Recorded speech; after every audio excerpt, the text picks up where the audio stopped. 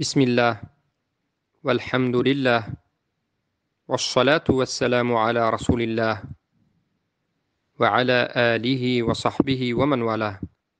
اما بعد، سؤال آمده است که در انشاءات، یعنی در ساختمانی بنیادسازی بانک‌های ربوی کار و فعالیت کردن آیا درست است یا جایز نیست؟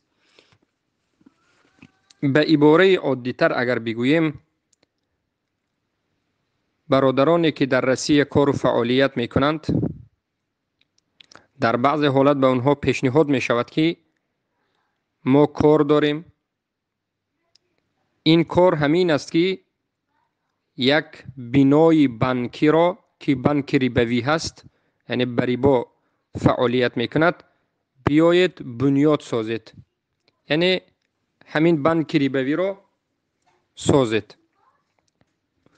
استاگی شما، دیوالزنی شما، همه این کار و بار شما در بانک ربوی هست. آیا جایز است یا نیست؟ بارک الله فیکم. همین است مسئله. الحکم علی الشیء فرع عن تصوره. حکم کردن بر یک چیز فرع از تصور همون مسئله است. برای همین این مسئله رو خوب باید دقت بدید که چیست. البته که عمل کردن در انشاء یا ساختمان بانک‌های ربوی جایز نیست. کمک کردن به ساختمان بانک‌های ربوی یا که به جانب از جانب ربا در یگان حالت هم جایز نیست. شما خواه برگدیر باشید، خواه نظارتگر باشید، خواه انجینیر باشید، برنامه‌کش باشید، خواه استا باشید، خواه یاردم کننده باشید، خواه شفیار باشید، چیزی نباشید، برای بانک‌های ربوی همچنین عملها را انجام دادن حرام است و برای یک مرد مسلمان و یک زن مسلمه جایز نیست که این عملها را نسبت بانک‌های ربوی انجام بدهد. زیرا که شریعت اسلام ربا را حرام کرده. انجام دهنده ربا را، شاهدهایی که رباخورها اون شاهدها را میگیرند، نویسندگان ربا را رسول اکرم صلی الله علیه و سلم لعنت کردند. و این بانک‌های ربوی تأسیس می‌یابد به خاطر زنده کردن ربا، به خاطر منتشر ساختن ربا و مردم را به سوی ربا دعوت می‌کند و ربا را حلال می‌داند. و ساختن این بانک یکی از بزرگترین، بگویم سبحان الله، گناه است که ساختن مکانی ربا، ساختن مرکز ربا، ساختن یک خانه که ربا را حلال می‌داند و مردم را به سوی ربا دعوت می‌کند. سبحان الله. پس کسانی که به این عمل دست زده اند توبه کنند، از این کار دست کشند. الله سبحانه و تعالی میگوید در سوره بقره آیه 279 و 278: اعوذ بالله من الشیطان الرجیم یا ایها الذين آمنوا اتقوا الله وذروا ما بقي من الربا إن كنتم مؤمنين فإن لم تفعلوا فأذنوا بحرب من الله ورسوله وإن تبتم فلكم رؤوس أموالكم لا تظلمون ولا تظلمون. ای آنهایی که ایمان آورده اید، از الله بترسید و ترک کنید از آنچه که باقی مانده است از ربا، یعنی رباکاری را، کمک کردن ربا را هر چیزی که تعامل با ربا هست ترک بکنید اگر مؤمن باشید. اگر همین کار را انجام ندهید پس فأذنوا بحرب من الله و رسوله، اعلان جنگ به الله و رسول کردید.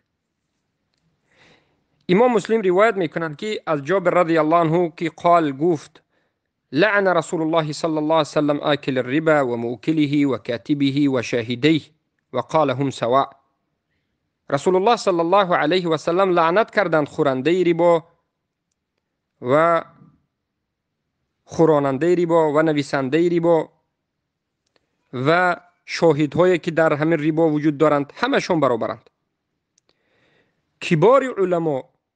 کبار علما از بزرگان این امت عمل کردن در ساختمان، در انشاءات بانک، یعنی ساختن این چنین بانک های ریبوی رو حرام کردند. حرام کردند که انسان در ساختمانش کار کند، حرام کردند که انسان به همین بانک ها پاسبان شود، حرام کردند که در این بانک ها نظافت کننده شود، یعنی پاک کننده این بانک ها شود. یک زنی مسلمه رود این بانک ها رو پاک کرده است، چنگو گرد چارش رو تازه کرده است. حرام کردند که هر خدمت نسبت این بانک یک مسلمان بکند. ببینید خیلی که در فتوای لجنه الدائمه رقم 1541 آمده است: لا يجوز لمسلم ان يعمل في بنك تعامله بالربا. جایز نیست که برای یک مسلمان عمل کند در یک بانکی که تعامل این بانک با ربا است. یعنی جایز نیست که به یک مسلمان در بانک های ربوی کار کند، ولو كان العمل الذي يتولاه ذلك المسلم غیر ربوی. اگرچه عملی که در همون بانک انجام میدهد ربوی نیست، یعنی کسی که می رود درون بانک رو توزیع میکند، کسی که پاسبانی میکند، کسی که استوگی میکند، این خانه رو، خانه بانکی، اداره بانکی رو میپوشد، این عملش ربوی نیست، اما جایز نیست، برایش حرام است. برای چی؟ لتوفیره لموظفيه الذين يعملون في الربويات ما يحتاجونه ويستعينونه به على اعمالهم الربويه. برای اینکه همین استا یا دیگر از کارگرها کمک میکنند که عمل ربوی به وجود آید و ربا منتشر شود. الله سبحانه و تعالی در سوره موضوعات دوم گفت: ولا تعاونوا على الاثم والعدوان. در اسم و عدوان کمک نکنید.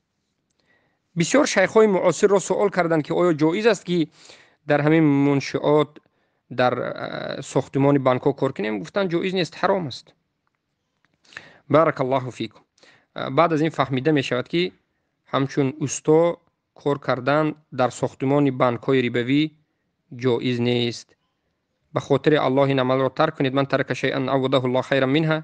پیامبر میگن هر کسی که یک چیزی رو به خاطر الله ترک کند، الله برای او بهتر از این رو نصیب میکند. توکل به الله کنید و الله خودش رازق است. الله خودش رازق است و رزق شما رو خودش میتید. ان الله هو الرزاق ذو القوة المتین. همانا که الله این خودش رزاق است، رزق و صاحب قوه متین است. بارک الله فیکم و حیاکم الله و بیاکم.